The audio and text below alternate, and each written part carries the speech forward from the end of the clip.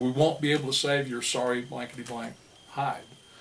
And so I'm standing there, 18 years old at the time, and I'm processing. I'm thinking they're teaching me how to commit suicide. So that was just a weird experience I found. Yeah. But I regained, went to another platoon, went to Camp Pendleton for infantry training, which was kind of funny in its own way, and then went to North Carolina for 2 weeks, and then on to Vietnam. On to Vietnam. Yeah. That's where the story really begins. That's where a lot of ideals and a lot of the youth and I've read a little bit about this, the ability of returning veterans from any war, their ability to join in and find humor in the things that their peers, what used to be their peers, it's just not there. Mm-hmm. Because of the harsh reality that men in combat have had to face. Other things don't seem as funny because your perspective is completely changed. Mm-hmm. And mine was changed the day that I saw that one white flower, and more importantly, those 12 dead kids. Mm-hmm. And I had a tendency in Vietnam to almost disassociate. Even though I was one of those kids, I had a tendency on occasion to feel more like an observer. But I was still a part of it. Disassociation, or whatever the psychology of it is. Mm-hmm. So I went to Cantien, and I kept asking when I got there, what do rockets sound like? What does it sound like? What does it sound like? And every old person that had been there, old young people, old in the sense that they had this experience, they said, "You'll know." But I'd still ask, what's it going to sound like? They'd say, "You'll know." So my first experience with a heat tablet, which is a source of fuel that you use to heat your canned sea rations with, coincided with my first experience with the rocket. Well, I had seen the old timers put the heat tab in a can and then put the food they wanted to heat on top of that and heat it up and then eat it. So I'm going to do that. So I put the heat tablet in the can and I lit it up. What they forgot to tell me was that you need to ventilate the bottom of the can or the fumes all come back in your face. So I'm in a bunker. I light this heat tab. The fumes hit me. I'm almost blinded by that. Just as I'm running to get outside of the bunker, I hear my first incoming rocket. And I knew what that was. Yeah. So fortunately, there was a gas mask in the bunker. Just happened to be one there, and so I had the presence of mind to pick it up, put it on. So I sat through my first rocket attack. You know, there was fumes in front of me and rockets outside. So I stayed inside and learned two things that day: ventilate the bottom of your heat tab can, and I know what a rocket sounds like, and will for the rest of my life. I was a radio operator in communications, and was directing helicopters one day, and resupply helicopters. Well, the NVA would wait until the helicopters were over the landing area, so we couldn't hear their rockets launch. Very distinctive sound when you hear them coming. It's almost like a thump, thump, thump, thump, thump, thump. Once you hear them leave the tube, you start running for cover immediately. But the NVA would wait, as I said, until the helicopter rotor noises would drown that out. You wouldn't know it was coming. Well, I was directing resupply helicopters on this day, and there was a little bit of shade afforded by the top of this bunker. Most of the bunker was under the ground, but a little portion of it, maybe 2 to 3 feet, was above ground, sandbags everywhere. And a guy that I was with and I were leaning against this bunker with our flak jackets off, shirts off, very, very hot. And I told him, I said, "Hey, why don't we sit down here in this shade?" There was just a little bit, but it was so hot. So as we sat down, there was a man walking across the compound there at Cantien, and he said, "Hey, Tex, how's it?" Well, he didn't get out the rest of his conversation. We were picked up off the ground by this explosion. The man and I that had just sat down, and propelled approximately 10 or 12 feet right to the entrance of the bunker. So we scrambled in to the bunker. The guy outside that said, "Hey Tex," my nickname from Texas, "how's it going?" The last we heard, he had been medevac to a hospital ship. Don't know if he survived or not, but he really got hurt bad. He was hollering for a corpsman, and I changed my frequency on my radio to get a corpsman, and I subsequently wrote something many years after Vietnam called "Corpsman Up," and it was what I saw that day. There was a young Navy corpsman zigzagging across the hill of Con Tien with rockets still coming down with his bag. And the last verse of that bit of verse was "Corpsman Up, God bless you for answering the call. Corpsman Up, without you there would be more names on the wall." And I've had the opportunity to share that with corpsmen and non-corpsmen as well, and I was always grateful that I could express that bit of thanks to truly heroic people. Marine Corps and the corpsmen have a love affair, and everybody that's a Marine or everybody that's a corpsman knows that.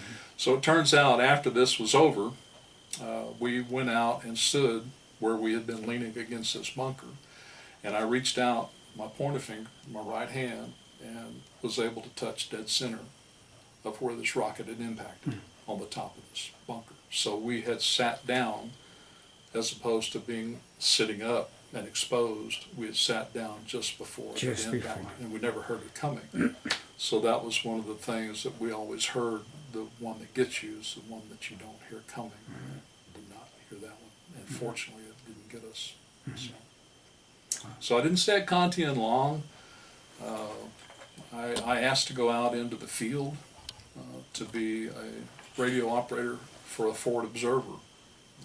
The artillery unit I was with would assign radio operators to be a part of a two-man team, usually an officer who would call in the coordinates and give directions, and then a radio operator who would communicate those.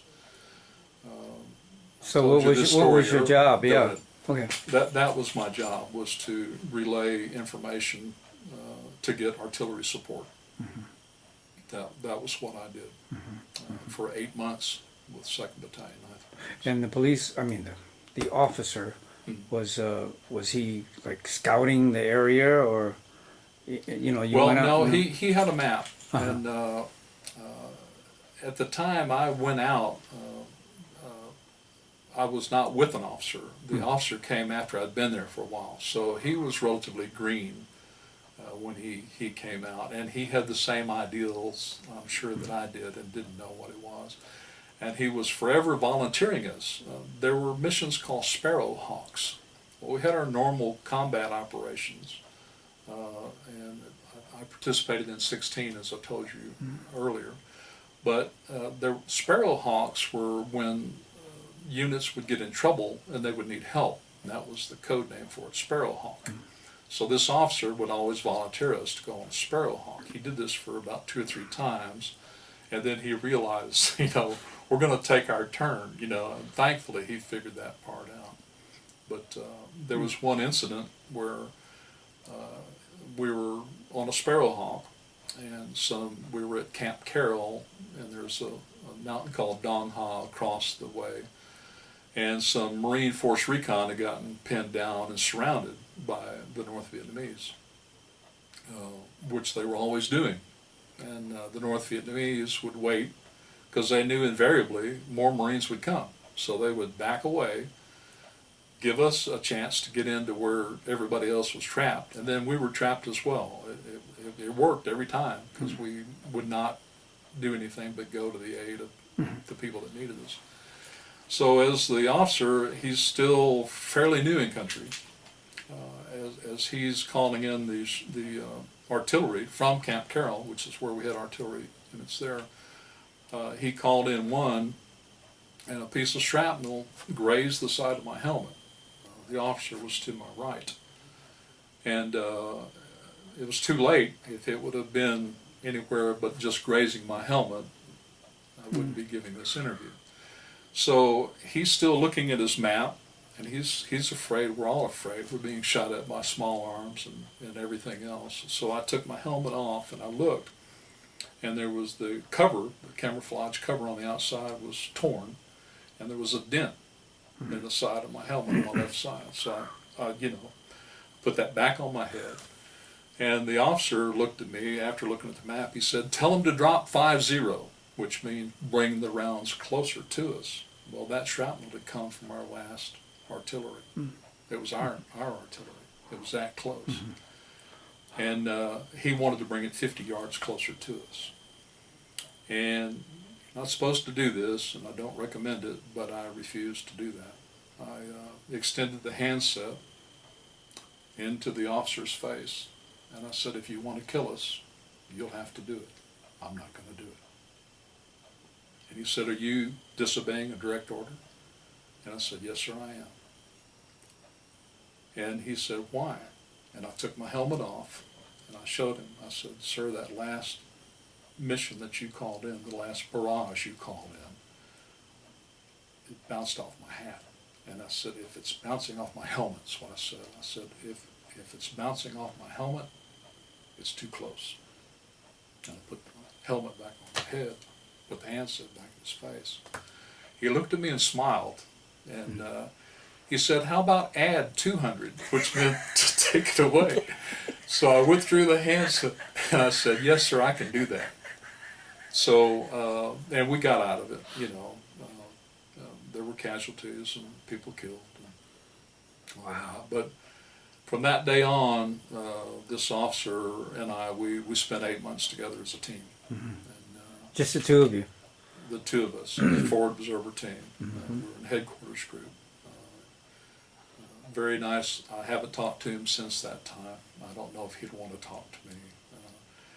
But we got to be pretty close. And, actually, when I eventually got transferred out of it, I finally went to him one day and I said, "Sir, I've had enough." After 8 months of where we were at in Leatherneck Square, and hopefully a couple more experiences I'll tell you about, I felt that's enough. The normal time required, my understanding, was 3 months. You did 3 months in the field, then you'd rotate back to the battery, but I stayed out. And I came to a point in time where I thought, I've been out here long enough. So he pulled some strings and got me back into regimental headquarters as a radio chief. So it was kind of a cush job. Regimental headquarters, 3rd Marine Regiment, had never been on a field operation until 2 weeks after I got there. And they went on their very first, historically, their very first mission out in the field. I was the radio chief. So. But that was part of it. This officer and I were on another Sparrowhawk, and some Marines have been ambushed on Highway 9. Historically, this is pretty well documented. January 24th, 1968. I believe it was 2 NVA divisions were moving from the north, and their objective was, in conjunction with taking Quezon, they were going to take Camp Carroll, which is where we were at. Somebody stumbled upon them moving in mass. We're talking over 900, at least 900 NVA, very well trained. Always my experience with the NVA, I did not fight Viet Cong. It was always the North Vietnamese Army, very, very well trained, and a very tough opponent. They were pretty tough. So it was our turn, so we went down on 2 tanks, and it turns out that we drove right into the ambush. Going down from Camp Carroll, it was right below the base of this. Camp Carroll was elevated up in the hills, and there was a road, Highway 9, that ran right below it. And so we ran down there on these tanks. Ironically, the tank that's right in front of the History Museum here is the same type of tank that I was shot off of. As we're going down to the aid of this other convoy that had been ambushed, I saw 2 North Vietnamese soldiers in what appeared to be relatively new gear. They looked pretty well clean, pretty sharp. They were laughing.